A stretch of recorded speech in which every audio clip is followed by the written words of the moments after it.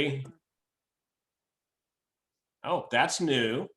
Yes, I noticed that too. It was very disconcerting. That is, yeah. Whoa. Okay. Oops. I did not mean for that to start. Okay. You ready? I think so. It's already, All oh, right. so we put our timer on. Shoot. Yep. Do you have your timer on? I haven't started it yet. All right. Okay. You ready? Okay. Yep. All right. And smile.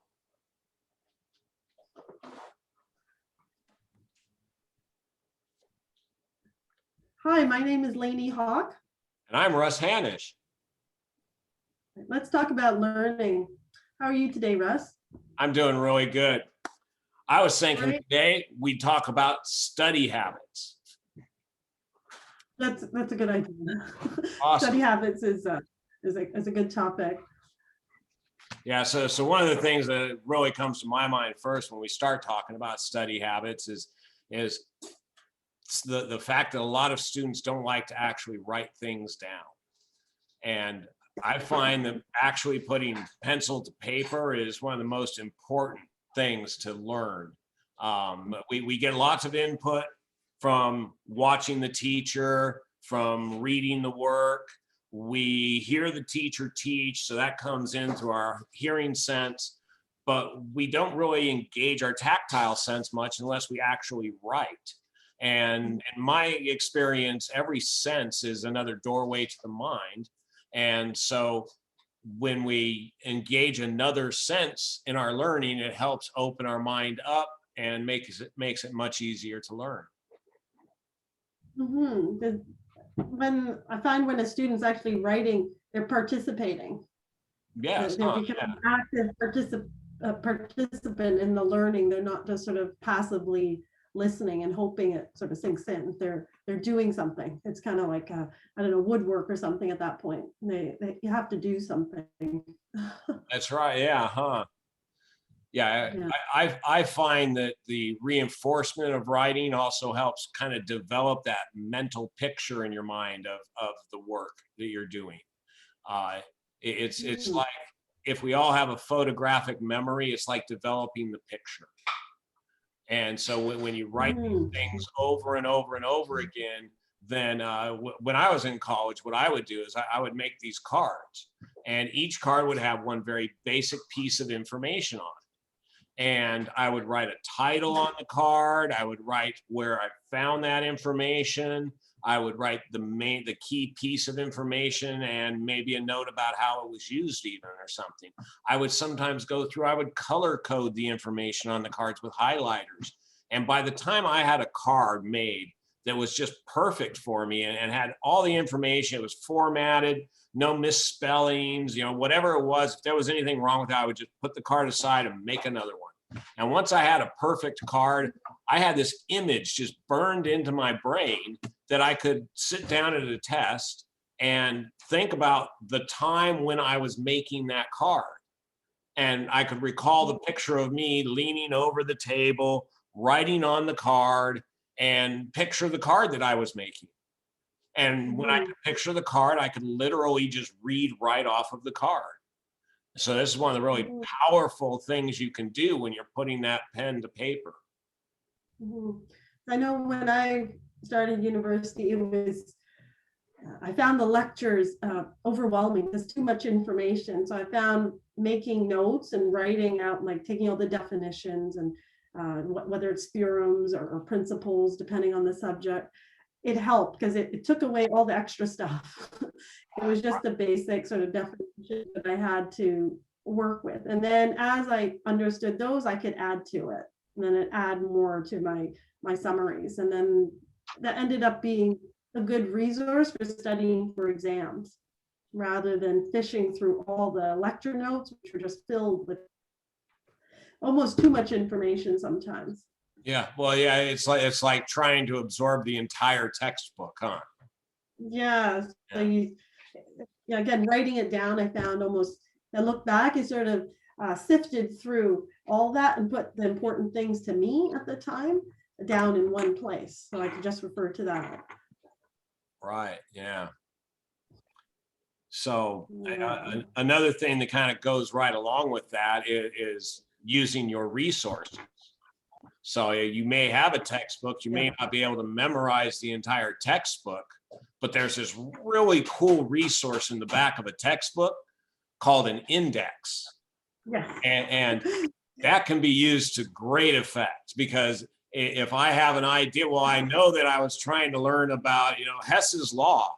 I can go to my index and I can look up Hess's law in my index and find out what page it's on without thumbing through chapter after chapter after chapter. You know what's really good in some textbooks? Some textbooks have a glossary at the back. So I'll tell students when they don't know what a term means, I'll say, is there a glossary in the back? I said, what's that? It's like, I don't know. Why don't we go to the table of contents and see if they have one? So I've noticed I have to teach students about a textbook, like the table of contents, the index, sometimes a glossary, most cases with the math textbook, and some of the science ones, they'll have like a whole bunch of terms. So they'll have a glossary Especially back there. science textbooks, yeah. Yeah. And then I find they're really surprised, but it's helpful because now say, oh, there's a definition to all these words that they don't know, and they know where to find it. And then I've noticed a lot of chapters have a particular format as well, each section. Right, yeah. Yeah, at the end of each section, at least some of the textbooks I've seen, there's always this summary of the main concepts or definitions for that particular section. So teaching the student how to read through a chapter or a section so that they don't have to read every single word. For some students, it's been very helpful because now they know exactly where to go initially, and then they can work backwards. So it's also teaching them how to use that resource. It's not always linear from the first page to the last page. That's for sure. Yeah. One of the things I like to point out to the students is that key information that you're trying to find is usually highlighted in like a box in most textbooks. So as you go through the chapter, there will be these little colored boxes. And those colored boxes are the key piece of information you need. You don't need all the rest of that text. The introduction to the chapter is kind of just somebody going on and on and on. But then they get to the meat of it. A squared plus B squared equals C squared. And it's highlighted in this little box. And that is the piece of information that you want to write down. Yeah. Examples or something else. Like I know a lot of textbooks in the sections, I'll have examples. It's also teaching, I've noticed it's teaching students how to use those examples so that they can learn from them and that they're just not there to fill up space. Right, yeah. A lot of students don't think to go back and look at those examples and see, oh, well, how did they do this? Instead, what they want to do is they want to rush to the answers at the back of the book. Yes, so when they're doing usually it comes when they're doing their homework problems. I said, well, what section is it in? Oh, well, it's in this section. I don't know how to do it. Well, let's look at the examples in that section and see if there's any clues as to how it might be done. And usually it takes a few times, a few trials, but usually they pick up on the fact that in that section of the chapter, if there are exercises that they're working on, usually there's some examples that present how to do it. Right, yeah. Another thing students really forget when they're like studying from a book is they forget that what they're being taught in that chapter is probably what most of the problems are about. And so that they're trying to bring in all the knowledge they've ever learned in the entire world, and even the knowledge they may not know yet. And they're trying to like apply everything to it. And no, you're being taught about linear equations in this chapter. You don't need to worry about x squared. You don't need to worry about, you don't need to worry about other kinds of things. You just need to worry about linear equation. This is the chapter where they're teaching you slope-intercept form. You don't need to worry about point slope form in this particular chapter. So that's how most of your homework is going to be addressed, is apply that slope-intercept form. When you're taking a math test, you don't really need to worry about US history too much. And so if you apply what's being taught in the chapter and focus on that, then that's really what's going to help you solve the problems. It's a big clue. Context is a big clue. And when people ignore context, it makes it really hard to solve a problem. I point out to students that when an engineer is designing a bridge, they know what that context is. The context is, I'm building a bridge. It needs to go from this side of the canyon to that side of the canyon. And so that helps them decide how they're going to design that bridge. How am I going to solve this problem? And one of the contextual clues you get when you're doing work from a book is, what chapter am I in? What are they teaching me in this chapter? That's probably the thing I need to be doing to solve this problem. So what I like about this, or what I try to explain to students, is all these sort of things I try to help them learn about how to use their textbook, they can actually do in other subjects. Yes, yeah, these are very transferable skills. Yeah. So when they say, well, I'm having trouble in, biology or something, well, why don't you try looking in the index or looking at your textbook? And then it takes them a bit of time, but they figure it out and it helps. I've noticed that say, oh, it's fine now. I was like, oh, that's good.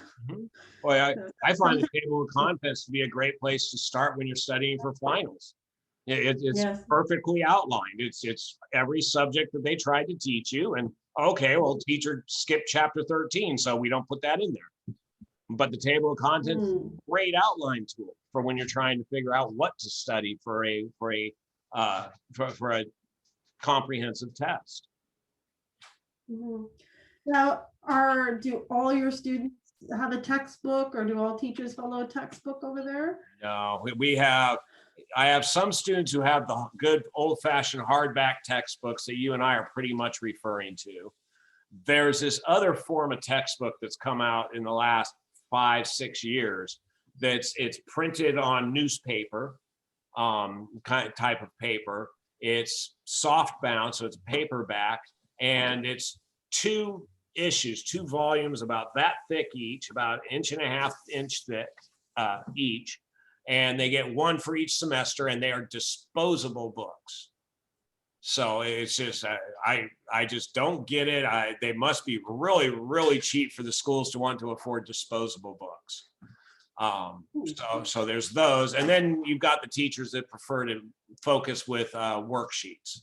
And yeah, the one problem I have with worksheets is there's never enough room on the worksheets. So you tell the students, you need to actually you need to actually show your work.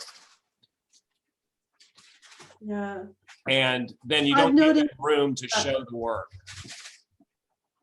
Yeah, but that's something I've noticed this past year. A lot of teachers are not using a textbook because they can't get the textbook in the student's hands, so they use a lot of handouts or documents. But then I've noticed a lot of students get very confused as to what's going on. So it's almost teaching them how to organize all this material digitally. Yeah.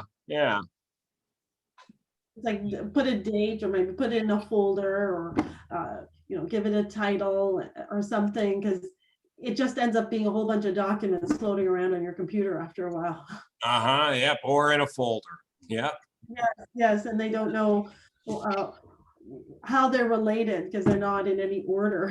And so it's teaching them what order, put a date on them or something, so we know what order they're in. Because that makes a difference too. Oh, it does. It does. Yeah. Yeah.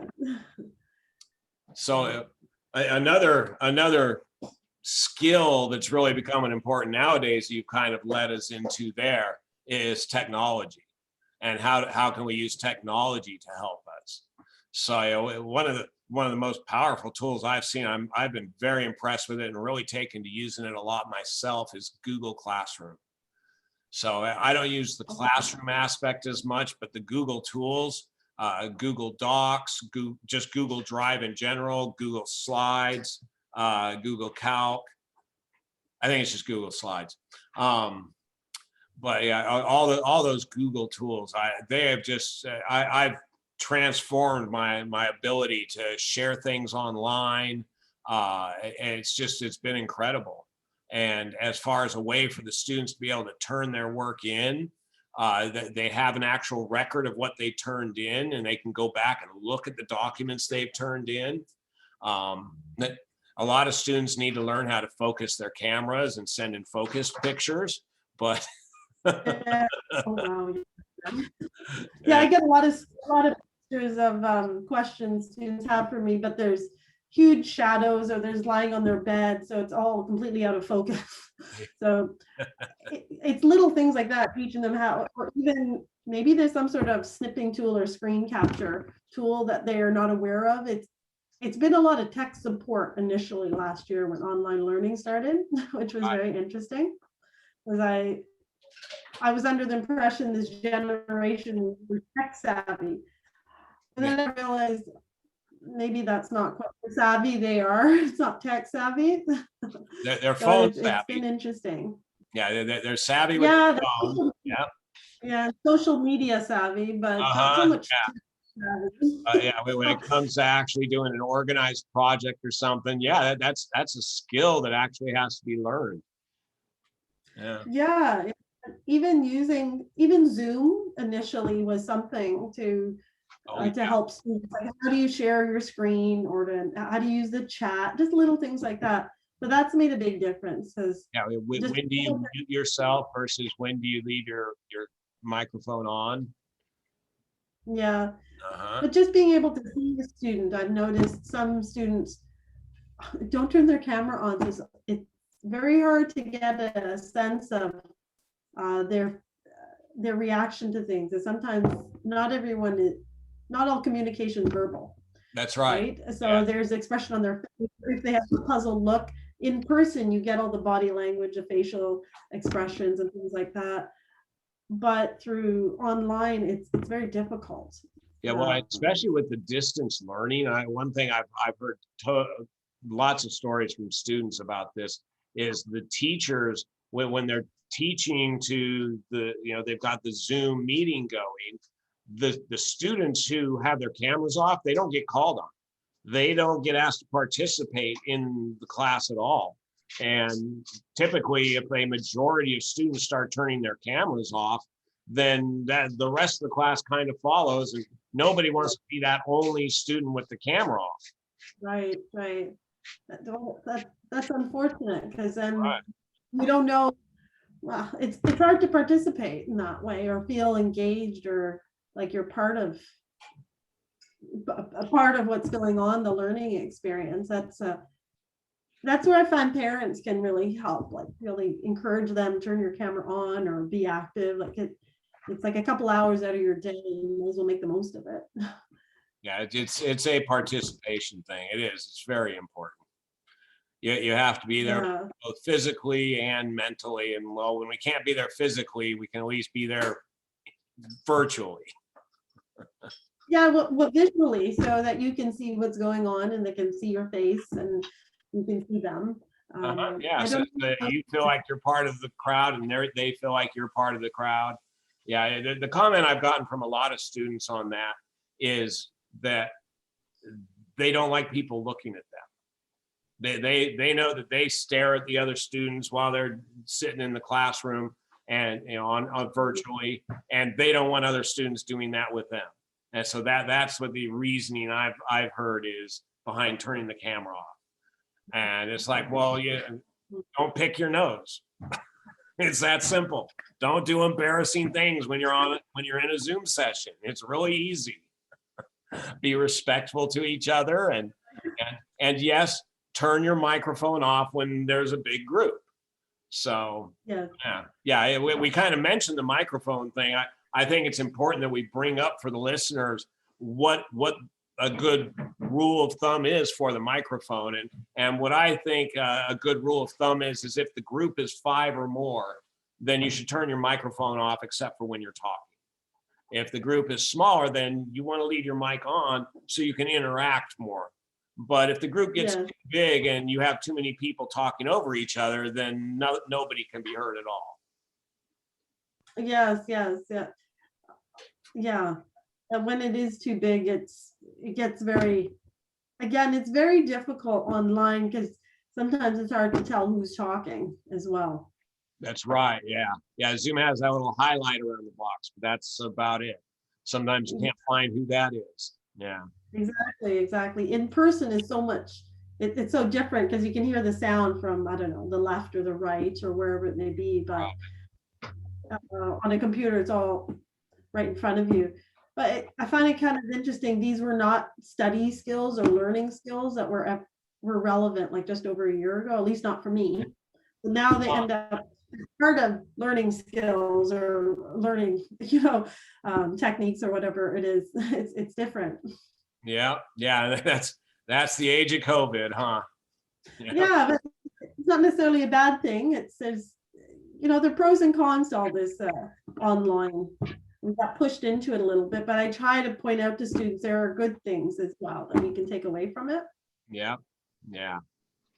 So we're nearing the end of our time here. So I was wondering, is there anything else that you wanted to kind of sum up here? Well, there's so many different types of the study skills, but for today, I think what we've gone over is pretty good. I think those are things that parents can definitely help their children with at home. It's not just with tutors. So I know you mentioned writing. Yeah, pencil to paper, so important. Yes. Yeah, pencil to paper, using your resources, organizing your work, being willing to memorize things. Yeah, memorization is really important. Yeah. And being active. It was great chatting with you today.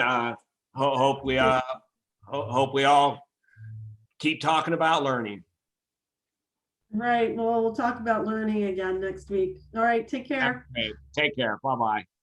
Bye.